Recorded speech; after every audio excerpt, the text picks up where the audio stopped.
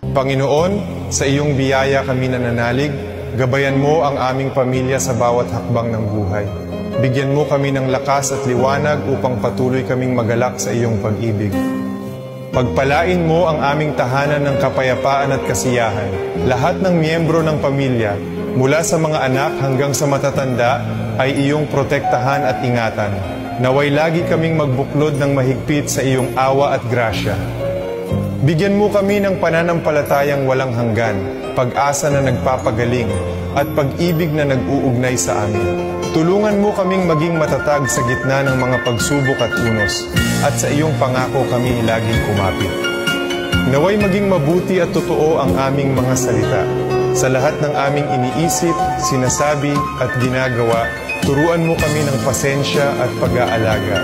Sa iyong karunungan, alam naming naririnig mo kami. Salamat, Panginoon, para sa aming mahal na pamilya. Salamat sa iyong presensya na laging kasama namin.